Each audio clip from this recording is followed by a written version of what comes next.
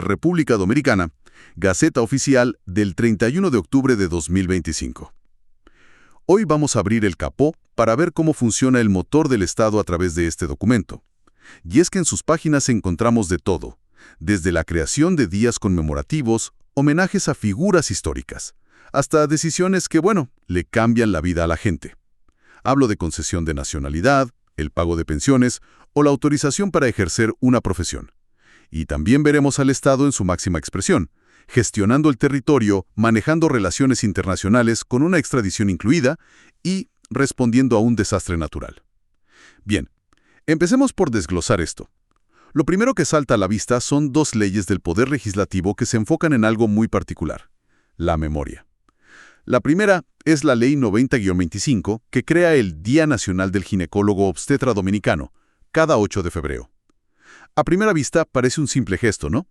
Pero hay algo más detrás de esto. ¿Por qué un Estado le dedica una ley a celebrar una profesión? Es una excelente pregunta, porque va directo al meollo del asunto. Esto es mucho más que un saludo a la bandera. Fíjate que la propia ley justifica la fecha, el 8 de febrero, por el aniversario de la fundación de su sociedad médica en 1951. Pero el verdadero propósito, es de política pública. Al oficializar un día, el Estado crea una plataforma anual para campañas de sensibilización.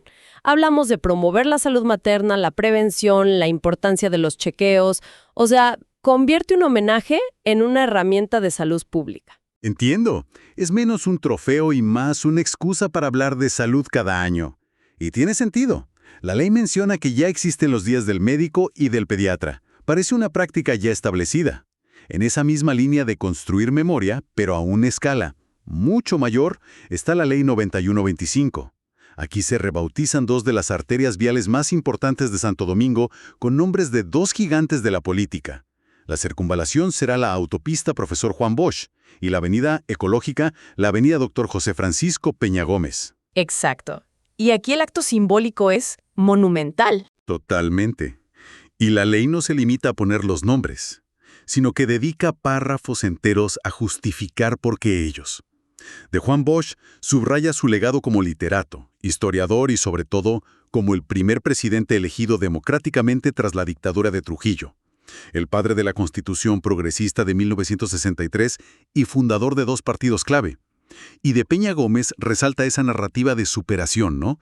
Su origen humilde, su ascenso como líder político, alcalde, y su formación con doctorados en la UASD y la Sorbona. Además de que hablaba 7 idiomas. O sea, nos dan la biografía resumida. Y eso que mencionas es clave. Nombrar una calle, una plaza o una autopista es una de las formas más poderosas y permanentes de construir un panteón nacional. Es una declaración de principios sobre qué figuras y qué valores se consideran ejemplares.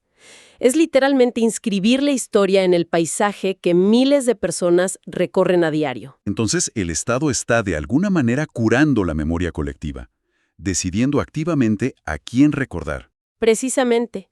Y no lo deja al azar. La ley obliga al Ministerio de Obras Públicas a instalar tarjas con los datos biográficos de Bosch y Peña Gómez en esas vías.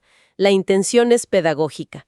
Es convertir un viaje en auto en una microlección de historia. Claro, que el nombre no sea solo una referencia en un mapa, sino un recordatorio constante de sus legados. De acuerdo. Ya vimos cómo el Estado construye símbolos, la memoria de la nación, casi en un plano abstracto. Pero ahora vamos a bajar a tierra, a ver cómo sus decisiones impactan directamente el bolsillo, la carrera y hasta la identidad de las personas. Y para eso pasamos al Poder Ejecutivo. Aquí es donde la Gaceta se vuelve un catálogo de vidas transformadas. Sin duda. Fíjate en el decreto 601-25. Se le concede la nacionalidad dominicana a 19 personas. Es un mosaico de orígenes: venezolana, española, estadounidense, suiza, peruana, cubana. Pero luego pasamos a otro bloque de decretos, y la escala se dispara. Hablo de los exequatur. Y aquí vemos este término que aparece por todos lados. Para quien no esté familiarizado, esto es básicamente la licencia final del Estado para poder trabajar, ¿correcto? Correcto, pero es más que una licencia. Es una garantía de calidad para el público. El exequatur es el acto final por el cual el Poder Ejecutivo, o sea, el presidente, pone su sello y dice: certifico que esta persona ha cumplido con todos los requisitos para ejercer su profesión. Es un mecanismo de protección ciudadana. El Estado está diciendo: confiamos en que este médico, este ingeniero o esta abogada tiene la formación adecuada. Y el volumen es impresionante. El decreto 602-25 autoriza a 248 licenciados en Derecho, de un solo plumazo. El 613 le da luz verde a más de 90 contadores. Y hay decenas de ingenieros, arquitectos, médicos. Estamos hablando de cientos de profesionales que entran al mercado laboral en un solo día. La pregunta es, ¿hay mercado para todos? Bueno, esa es la pregunta del millón, ¿verdad? El Estado autoriza, el mercado decide. Pero lo que sí es seguro es que es una inyección masiva de capital humano a la economía. Y también revela la minuciosidad de la burocracia. A eso iba, porque entre estos cientos de autorizaciones me encontré con una joya. Decretos enteros, como el 621, dedicados únicamente a corregir un nombre mal escrito. Imagínate pasar años en la universidad para que tu permiso para ejercer salga con un error en tu apellido. Como le pasó a Zunilda Beliosca Montes de Oca Merán o a Nicole Maric Rosario Carela. Me pareció un detalle fascinante, muy humano. Totalmente. Demuestra que detrás de cada número de decreto hay una persona, una historia y la necesidad de que las cosas se hagan bien, hasta el último acento. Siguiendo con ese impacto humano, llegamos a las pensiones. Hay toda una serie de decretos para esto.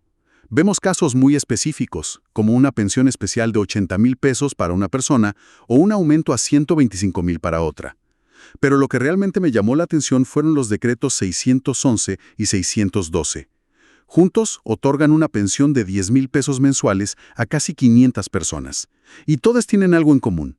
Eran afiliadas del antiguo Instituto Dominicano de Seguros Sociales, el IDSS. Esto no parece una coincidencia. ¿Qué historia hay aquí? Tocas un punto clave de la historia reciente de la seguridad social del país. Lo que estamos viendo es el resultado de una transición de sistemas. La Ley 8701 creó el actual Sistema Dominicano de Seguridad Social, y en el proceso liquidó al antiguo IDSS. Pero claro, había miles de trabajadores que habían cotizado durante 20, 30 o 40 años en ese sistema antiguo. O sea que el Estado no podía simplemente dejarlos en el aire. Heredó una responsabilidad. Heredó una obligación legal y moral. Se conoce como la deuda actuarial. El Estado se comprometió a reconocer los derechos adquiridos de todos esos trabajadores. Por eso vemos estas tandas masivas. No son favores ni regalos. Es el Estado dominicano cumpliendo, aunque sea décadas después, con esa promesa. Es increíble ver cómo un decreto puede cambiarle la vida a un individuo. Pero, ¿qué pasa cuando el Estado necesita impactar a toda una comunidad para un bien mayor?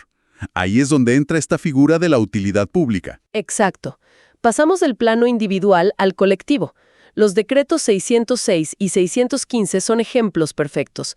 Declaran de utilidad pública e interés social la adquisición de terrenos privados por parte del Estado. Y los fines son muy concretos. Uno es para construir una planta de tratamiento de aguas residuales en Santiago, el otro para un depósito de agua en San Cristóbal.